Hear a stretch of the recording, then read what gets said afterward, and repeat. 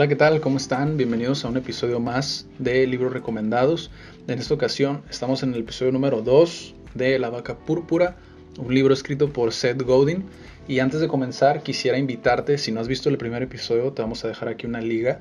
Ahí explicamos por qué estamos haciendo esto y pues también analizamos algunos de los primeros episodios del libro. Este es el libro, de que enfoquen bien, La Vaca Púrpura. Y sin más, comenzamos, ¿no? Quiero comenzar primeramente por decirte que obviamente no es una verdad absoluta todo lo que te estoy diciendo aquí. O sea, las partes donde yo pongo mi opinión, no es que diga yo que el autor pensó así.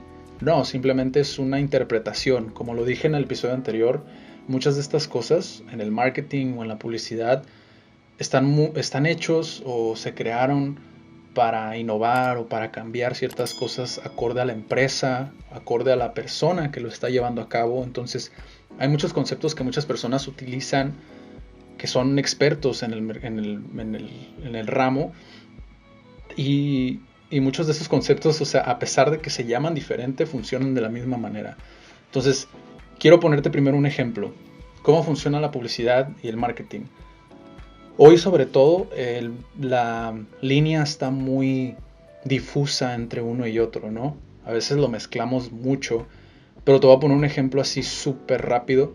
A la publicidad pagada de Facebook son empresas básicamente que están pagando para que en tu inicio de Facebook, en tu feed principal, aparezca su publicidad, ¿no?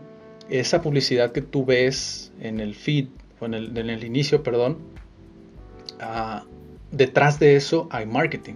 ¿Por qué? Porque ellos analizan qué cosas pueden activar ciertas emociones en ti o pueden cubrir ciertas necesidades que tú estás teniendo. Eso es marketing. Entonces uno complementa a la otra. Entonces eso es básicamente como un ejemplo muy genérico, muy general de cómo funcionan el uno y el otro, ¿no? Entonces es importante decirte esto para el primer episodio que vamos a abordar, que es antes, durante y después de la publicidad. Antes de la publicidad, como lo menciona aquí, básicamente se refiere al boca en boca, ¿no? O como lo menciona en el libro, como es una traducción, es el boca a oreja, así le menciona él, pero nosotros aquí lo adoptamos como boca en boca, publicidad de boca en boca. Esa publicidad básicamente de lo que trata es la gente, si confía en ti, va a consumir tu producto. ¿Y cómo es que pueden confiar en ti? Por un intermediario. En este caso es una persona que ya consumió tu producto, tu servicio, o es amigo tuyo, o es un familiar. Son personas que están dentro de tu círculo, que recomiendan ese producto y por ende atraen a otras personas a ese círculo y consumen tu producto, tu servicio. Durante la publicidad se refiere a esta época de la publicidad cuando empezó la televisión o los medios de comunicación de esa época a bombardear, que fue lo que mencionamos en el episodio anterior. Empezaron a bombardear, empezó a subir, a aumentar la ambición, no solamente de la empresa por atraer masas a su producto o a su servicio, sino también la ambición del consumidor. ¿Por qué? Porque era cuando consumía mucho la gente los infomerciales, los que ves en la tele, que hoy nosotros pensamos como, ¿quién puede consumir eso?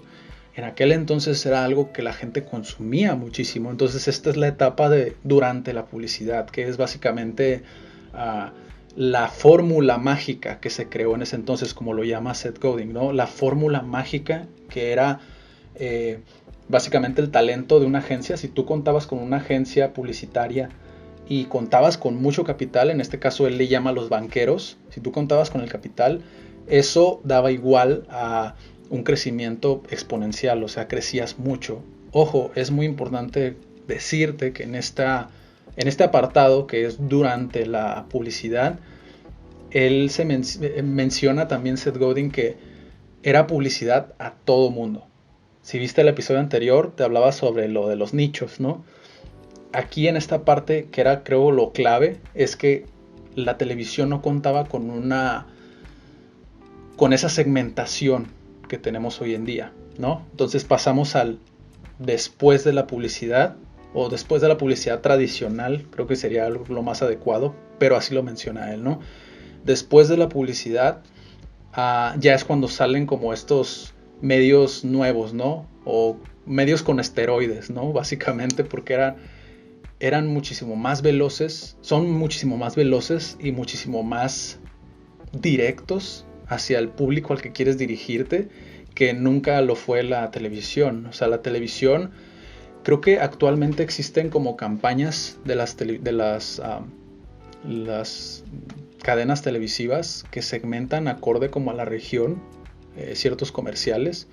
Creo haber escuchado algo de eso, pero no se le compara. O sea, si antes la televisión abordaba a masas, o sea, a todo mundo, Facebook, por ejemplo, por decir un ejemplo, te aborda solamente a personas de 18 a 20 años, que les gusta a lo mejor el rock y vendes camisetas de rock, de bandas de rock, ¿no? Por decir un ejemplo. Entonces, ¿quién va a vender más? ¿La televisión, que le apunta básicamente a todo el mundo, o Facebook? Entonces, ese es a lo que se refiere, ¿no? Como estos medios, pues obviamente son muchísimo más acelerados. Después, al finalizar este capítulo, nos menciona el por qué lo tradicional ya no funciona.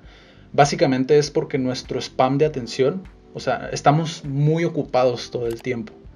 Entonces, como estamos tan ocupados como consumidores, ya no le prestamos atención a los infomerciales, por ejemplo. Ya no le prestamos atención a esos comerciales que se dirigen como a un público muy amplio. ¿Por qué? Porque nosotros ahora lo que queremos es algo más específico. Nosotros no hemos cambiado en el sentido de ya no nos interesa que los productos, por ejemplo, siempre seguimos consumiendo. Sin embargo, somos consumidores con un poco más de conciencia en cuanto a sabemos qué es lo que queremos, muchas de las veces, no siempre, pero muchas veces sabemos lo que queremos y queremos que nos solucionen ese problema. Pero hay muchos medios como la televisión que no abordaban esa problemática porque el consumidor evolucionó, ¿no? Después nos abre paso al siguiente capítulo, ¿no? Que es lo mejor desde el pan en rebanadas. Aquí Seth Godin nos habla sobre un ejemplo en concreto. Creo que es un ejemplo que nos deja muy claro el cómo algo innovador o un producto que soluciona un problema muchas veces no es suficiente. O sea, no es suficiente con que crees un producto que la gente vaya a consumir y que sepas que es el mejor si no sabes cómo hacérselos llegar. O sea, cómo esparces ese mensaje o cómo le haces saber a la gente que tienes el mejor producto del mercado. Aquí es donde entra la publicidad y el marketing, volvemos a lo mismo, todo es en torno a ello, ¿no? Y nos pone de ejemplo a un inventor, ¿no? Que es, aquí sí tengo que ver el nombre porque está un poco largo, Otto Frederick Rohwedder. Posiblemente estoy diciendo mal el nombre, pero él inventó en 1912, él inventó el pan en rebanadas. Él fue el que hizo la máquina, bueno, no inventó el pan en rebanadas tal cual, sino inventó la máquina que nos permitía pues partir el pan en rebanadas como lo conocemos hoy en día, ¿no? Como una barra de pan común y corriente, ¿no? Él lo inventó en aquella época, sin embargo, no se dio a conocer, o sea, fracasó totalmente esa máquina porque no supo cómo hacérselo, no supo comunicárselo a la gente, no supo cómo hacerle llegar el mensaje a la gente. Entonces, ¿qué fue lo que pasó? Pasaron 20 años hasta que llegó una empresa llamada Wonder, que muchos a lo mejor lo conocerán. Posiblemente en Latinoamérica no sea tan conocido, pero es una empresa muy, muy conocida en Estados Unidos, pues que básicamente se dedican a eso, ¿no? El pan en rebanadas. Ese fue básicamente como su producto estrella. ¿Cuál fue la diferencia entre Otto y Wonder? Que Wonder supo cómo hacerlo atractivo. El embalaje, que era la bolsa de pan, y el eslogan, que es, si mal no recuerdo, es fortalece el cuerpo de 12 maneras distintas. 12 maneras distintas, las 12 rebanadas de pan. Entonces, es muchísimo más atractivo que si solamente le llegas a la gente con decir, tengo esta barra de pan en rebanadas, y pues básicamente pues no tendrían ellos cómo almacenarlo, no sabrían ellos como el valor agregado del producto. No sé si me explico, pero es un ejemplo que creo que es muy importante de comprender, porque he visto a muchas personas que se clavan demasiado con tengo que hacer mi producto diferente. Sí, pero también tienes que preocuparte por cómo vas a hacérselo saber a la gente que tu producto es diferente. Y es aquí donde muchas personas se dan de topes porque no sabemos comunicarlo, no sabemos cómo hacerlo, cómo transmitir ese mensaje, que creo que es muy importante. Por último, Seth Godin nos habla sobre una revolución que estaba teniendo lugar como en aquel entonces. Todavía se sigue viendo mucho esta revolución de la que habla en este capítulo. Y el capítulo se llama ¿Se ha fijado en la revolución? Y nos menciona diferentes autores que estuvieron como dando golpes fuertes a las empresas, golpes de realidad se refiere, golpes de realidad con libros. Y aquí empieza ya a darnos referencias, empieza a darnos como más material para analizar o fuentes para analizar, ¿no? El primero fue Tom Peters, creo, Tom Peters, con el libro de En busca del boom, donde habla más sobre la probabilidad que tienen las empresas que se enfocan más en la pasión, por ejemplo, en cosas como la pasión de sobresalir o de lograr objetivos o de diferenciarse de las demás empresas. Y yo entiendo muy bien esto porque hay muchas empresas, me ha tocado ver muchas empresas que se resisten mucho como a ese cambio, ¿no? ¿Por qué? Porque su sistema es a lo mejor un poco más frívolo. Se ve mucho, por ejemplo, en las empresas que están enfocadas como más a los resultados de venta o cosas por el estilo. Y habla sobre eso, ¿no? Como a veces esa resistencia no le permite a la misma gente que está en las filas de la empresa a dar ideas diferentes o a retroalimentar y a ser diferente como todo el proceso. Entonces, por eso habla sobre las empresas que se enfocan más en la pasión y cómo tienen más probabilidades de triunfar.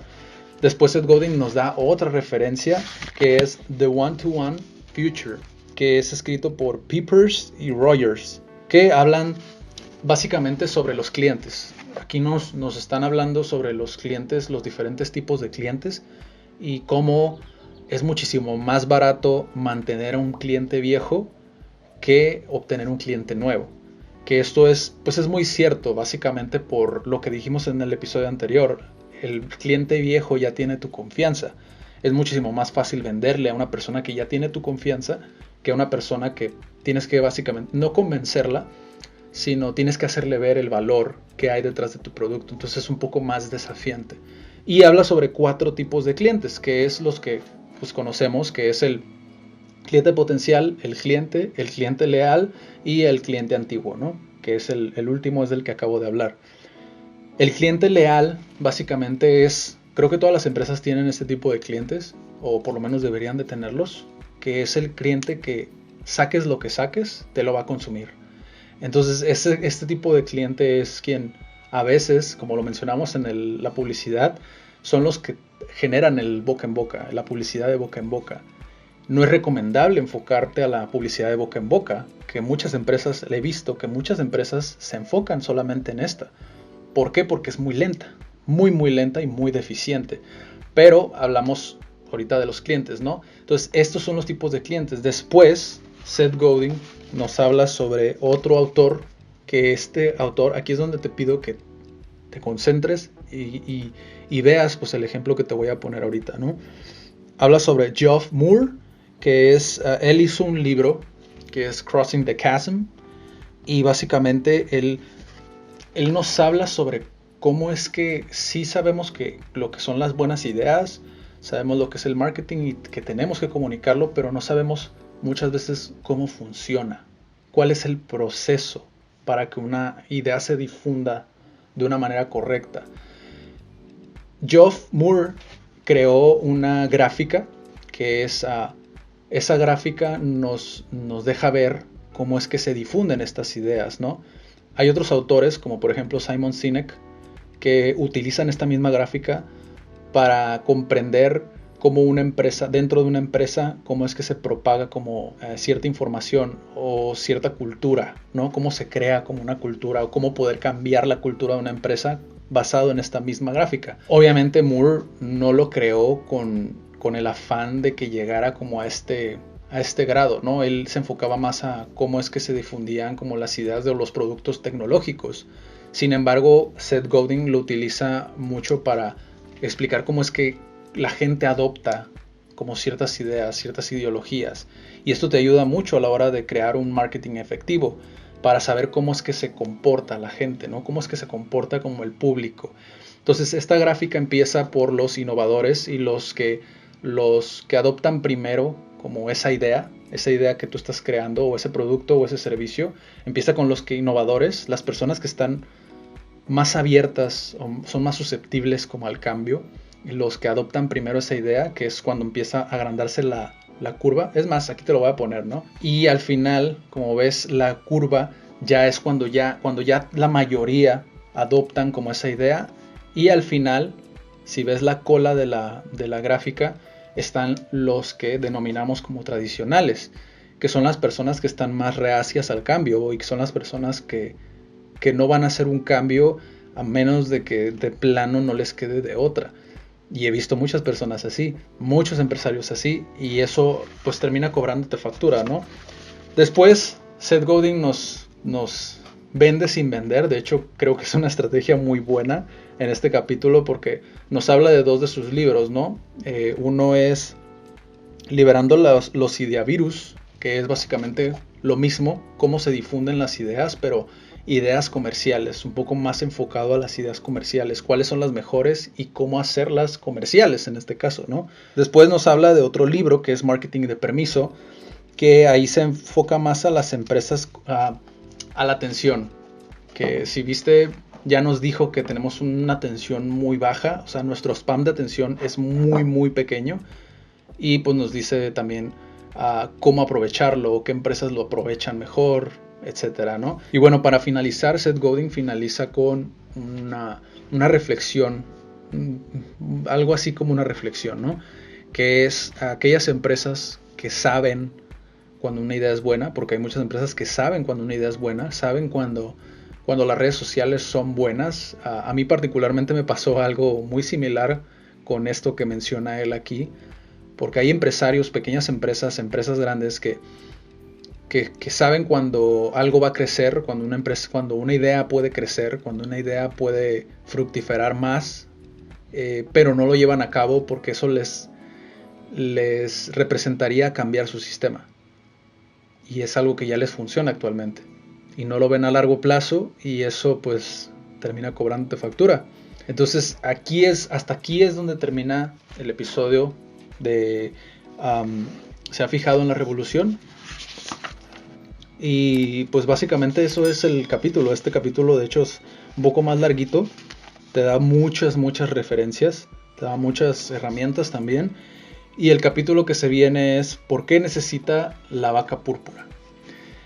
Que eso lo vamos a dejar para el próximo episodio, el episodio número 3 de la vaca púrpura.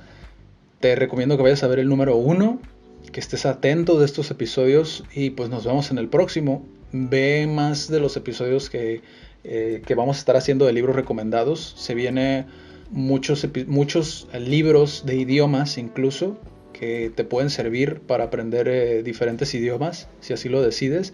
Y pues nos vemos en el próximo. Cuídate mucho y nos vemos.